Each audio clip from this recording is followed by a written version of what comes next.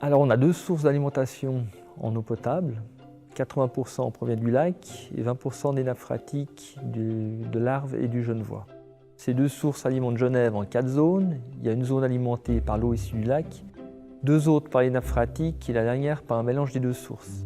L'eau de la nappe est naturellement potable, elle est filtrée par les différentes couches du sol, donc elle subit aucun traitement. On ajoute simplement une dose de chlore jusqu'à sa distribution. C'est une eau qui est riche en sels minéraux. L'eau du lac contient moins de sels minéraux, quant à elle, comme c'est une eau de surface, elle n'est pas protégée et nécessite donc plus de traitement pour devenir potable. À cause du soleil, du vent et d'autres paramètres, il y a plus de vie organique dans la vie de surface, ce qui modifie les paramètres de l'eau. On a une eau beaucoup moins stable et du coup elle doit subir beaucoup plus de traitement. C'est pour ça qu'on prélève l'eau du lac en profondeur, donc à 40 mètres. À ces profondeurs, on a une eau stable en température, elle est fraîche toute l'année. Et ont une eau qui est relativement stable au niveau de sa composition. On a une crépine qui est un gros tamis au bout d'une conduite pour empêcher tous les éléments supérieurs à 1 cm d'être captés comme les poissons ou les petites algues. À ce point de prélèvement, on effectue une chloration pour éviter la prolifération dans la conduite d'eau brute de certaines matières organiques et aussi le développement des moules zébrées qui sont très présentes dans le lac Léman.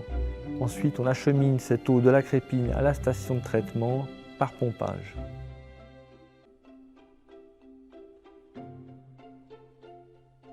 L'eau, une fois extraite du lac et acheminée jusqu'à la station de traitement du prieuré, elle va subir un premier traitement qui a pour but d'éliminer les particules qui sont visibles à l'œil nu. Ce premier traitement consiste tout d'abord à injecter des sels d'aluminium qui sont utilisés comme floculants. Les floculants permettent aux particules de s'agglomérer les unes aux autres de manière à former des flocons qui, eux, seront plus facilement retenus à l'étape suivante lors de la filtration.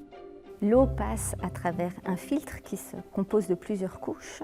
Une première couche qui est de la pierre ponce, donc une pierre rugueuse et poreuse, et qui va permettre de retenir les flocons, les particules agglomérées les plus grosses.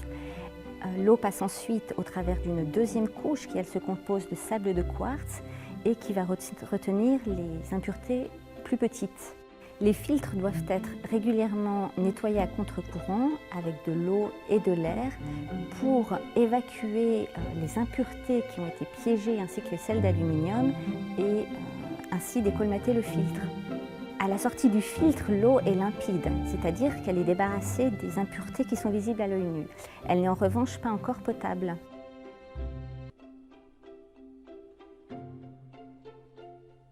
À l'étape précédente, on a débarrassé l'eau des impuretés visibles à l'œil nu. La prochaine étape consiste maintenant à éliminer les bactéries, les virus et autres produits indésirables.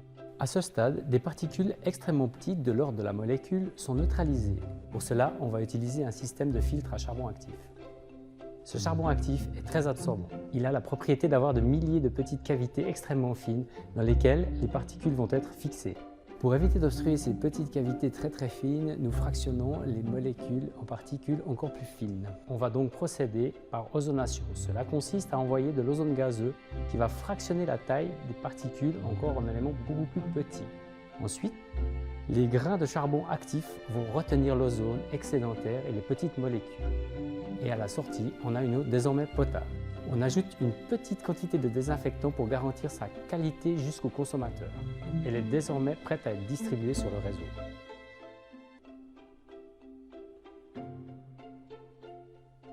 Genève, c'est 55 millions de mètres cubes d'eau potable qui sont produits chaque année.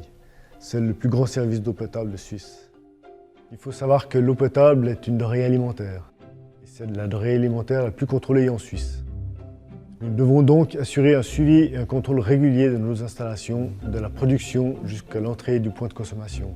C'est ce qui nous permet de répondre aux exigences légales. Ces prélèvements sont effectués sur l'ensemble du canton de Genève, comme par exemple dans les fontaines, dans les réservoirs ou même chez les particuliers. Le laboratoire SIG effectue environ 7000 prélèvements et plus de 100 000 analyses chaque année. Ces résultats sont envoyés au chimiste cantonal. Le chimiste cantonal est l'autorité de surveillance pour les denrées alimentaires sur le canton. En plus des analyses du laboratoire, nous avons 35 goûteurs d'eau qui testent régulièrement la qualité, le goût et même l'odeur de l'eau du robinet. Pour compléter ces analyses, nous avons un panel de 400 goûteurs d'eau externes qui sont des clients SIG volontaires. Nos équipements sont donc composés d'installations de production, de réservoirs et d'un réseau de distribution. Les réservoirs sont régulièrement contrôlés et entretenus. Nous en vérifions l'étanchéité et nous les nettoyons régulièrement. Il faut savoir que l'eau est de passage dans les réservoirs, elle est renouvelée environ toutes les 24 heures. Ensuite, pour arriver jusque chez vous, elle traverse un réseau de distribution qui lui est composé d'environ 1300 km de tuyaux. Ces tuyaux sont également entretenus régulièrement. Nous renouvelons environ 20 km de conduite par année. Notre objectif est de fournir à nos clients SIG une eau de qualité irréprochable, 24 heures sur 24, tous les jours de l'année et sur l'ensemble du réseau de distribution.